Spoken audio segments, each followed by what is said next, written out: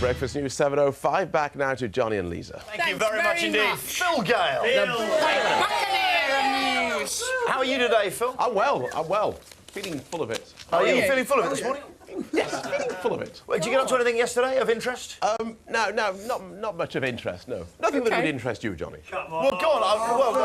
How about letting us be the judge of that? Were you working on your allotment yesterday? Come on, we know you've got I got into a row yesterday with a Star's PR who said who got all huffy because he said I'd been saying less than complimentary things about his client. So that was quite interesting. Phil, I'm interested. Go on, Phil. Who was the star and who was the... No, I'm not going to, because you never know where these things will end up.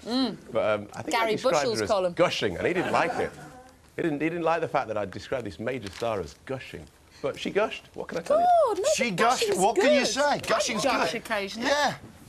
Phil Gale, ladies and gentlemen. He's here throughout the show, ladies and gentlemen. Highly controversial figure. Lisa, did you get up to anything yesterday? Nothing of much interest, although I have decided I need to get in early and start a little bit of Christmas shopping. All I can say is I did very well yesterday. You've already started your shopping. See, I played Christmas shopping chicken, and I've been playing it this year. This year I'm going to take it even later. Go on. But what every year is to see how late you can leave before you do your Christmas shopping. It's a test against yourself. No, you've got to do it technically before Christmas. I'm still going to go. I mean, to be able to get it all done in a garage at 11 o'clock at night. That's for me. That's the jackpot. I have a feeling your lovely wife will be chuffed to bits to hear that. No, I get hers quite early. Yeah, do you? I bet you do. Yeah. What did you get up to yesterday? Do you know what? Yesterday I was filming a film show. And really, I've got to give it a plug somewhere, 7:30 Saturdays. Great slot, follows Right to Reply. And last week it was just before a programme on how religion can change depending on whether or not you're at war. Oh, that's very you. So that's just right for a film show in there. And up against Blind Date this week and the National Lottery draw. Oh, easy. And a football game, I think, on BBC Two. We're going to storm it. No one stands a chance. We have Vic Reeves, Stephen McIntosh and Charlene Spiteri from Texas. You know, I've never met Vic before. And is he charming? You know, it's such a disappointment when you interview people who are hilariously funny, you really enjoy watching. You think, oh, this person's just absolutely out there with their humour. And then you meet them in real life and they're really dull. You know, you realise it's all script, but he wasn't. He's exactly like that in real life. You're really making me laugh, coming up with stuff. It's like, wow, where did he think that up from? So Spike Milligan for the 80s and 90s. I thought one of the good guys. Have you read his book? No, but he said he's going to send me a copy because he's very pleased with it. It is hilarious. I have openly laughed out loud on my own. Really? Which I think is a good test. Yeah. It is. When you have a right old if you're killing yourself on public transport with the book, I would say that's a real test. Yeah. But yeah, he's a really good guy, so I'm pleased about that. It's nice when your comedy heroes turn out to be worthy of that. Can't quite finish that sentence. You know what I mean? Just run out of conjugations. We are joined in the house this morning, as usual, by our surrogate family of the week, the Atomic Kittens, ladies and gentlemen. Oh, the kittens. You're looking lovely. They are looking ravishing this morning. Yes. Had you picked your own clothes? Oh, God, did you hear what she said? She's fantastic. Lisa, you look great as well. God, Kittens, they're not fussy. Man or woman. Are you having a pleasant time, though? Yeah. Busy day today? Pretty day. Yeah. Yeah? Now, I happen to know that you have got some of your mums here today. Two of your lovely mums here today. You have got... It's Liz's mum, Jan, and brother Joe, for a start. And who else have we got?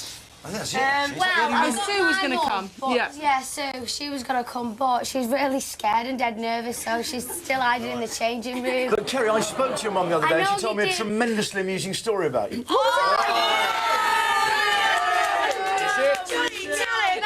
No, she told me a really amusing story. One thing, though. What was it, John? I'll give you a clue. Kerry, I'll give you a clue. Chester Safari Park.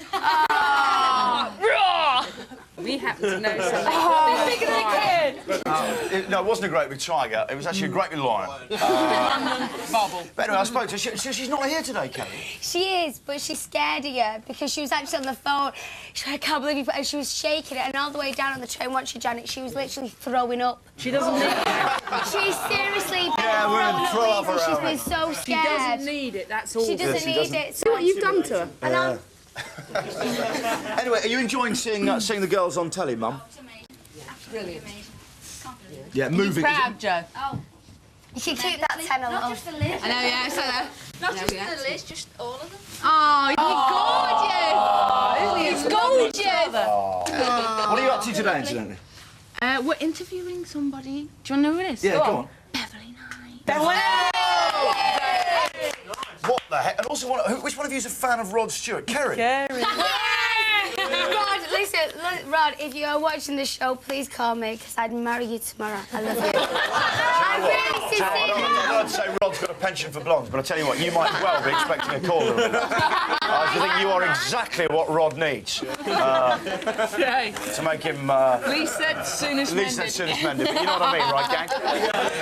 Okay. Do you know what? Atomic Kitten, ladies and gentlemen, in the house. Atomic Kitten. Not only is it a packed show today. I'm there. Are you there with me? Yeah. Do you see what I'm doing? Oh, yeah. Not only have we got a packed show today, but What? we've got a packed show all week. This is what's still to come on your glorious Big Breakfast just this week. Here we go. Hey! Still to come on this week's Big Breakfast Bond Extravaganza. Tomorrow we meet the men behind the action of The World Is Not Enough, director Michael Apted and producer Michael G. Wilson.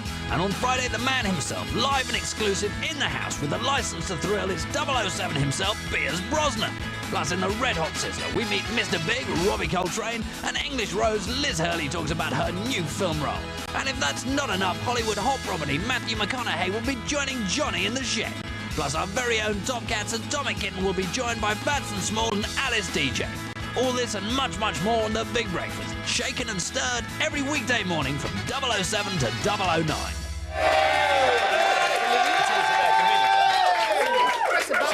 It's always at their convenience, isn't it? Like, I try and communicate, yeah. Hello there. Do you know what? Look who's in the house. Paul and the Defenders, ladies and gentlemen. Back in the house. Tonight. All right, Paul, how are you this morning? Good to see you. Now, what's happened to the lineup? You seem to have changed the band a bit. They've just been through a bit of an operation, and I would say that it's for the better, really. They're certainly much better looking men. They had to wait. They were. No doubt about one. They're my National kind of Health blokes. Service is doing a fine job in Scotland. OK, Paul, 2-0 down at the moment. What's your feeling about the game tonight? Well, it's not so good, is it? It's not so good. But I've got to tell you, we've actually got a bit of a secret weapon up his sleeve tonight. What's that? Well, I don't know if we should be telling Kevin Keegan. What's the secret weapon? Go on. It's a chap called Archie Gemmel's coming out of retirement. Archie Gemmell! Archie Gemmell. Legend. The man, wizard. The man himself. You're going to bring him out to I've got a little bit of bad news for you boys. He's 54. No, the secret weapon is... It's not so secret. Archie Gemmell 3, England 0 tonight. How about it? You're calling it 3-0 to Absolute Scotland. fact. Archie Gemmell 3-0 tonight. But do you know what? I tell you what, it is fighting talk, but they've also got a fighting song. And this song, even the English amongst us here at the crew, even we sing along to this one. I just love the sentiments of it. Thank you very much. It actually makes me feel like invading somewhere. It really does. Hey, steady on, boy. It makes me feel like invading somewhere with maximum prejudice. So please, take it away, please. Paul and the Defenders, ladies and gentlemen. Here we go. Everybody in the house. There we go. Get up there. On the Wembley, heard what across the Highlands. One match from John O'Groats to Inverness and Aberdeen to the base and up Montrose. So near we at to Buffer, we matched 100 miles. Tell all ye lads and lasses to heed the rally cry. Hey ho, away we go. 20,000 tattered soldiers. Hey ho, away we go. Sight across the border. 20,000 tattered soldiers. Hey ho, away we go. From Dundee to Stirling, tell every man and lad, we'll all meet up at Wembley. Muldoon will raise the flag. Stand firm across the nation, from Perth to the Isle of Skye. Tell all ye lads and lasses to heed the rally cry. Hey ho, here we go. 13,000 tattered soldiers. Hey ho, away we go. Sight across the border. Hey ho, away we go. 13,000 tattered soldiers. Hey ho, away we go. Sight across the border.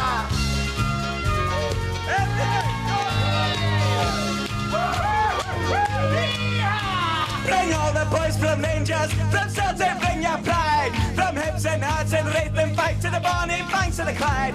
Salute the pride of Scotland as they go marching by. Tell all ye lads and lasses to heed the rally cry. Sergeant soldiers here.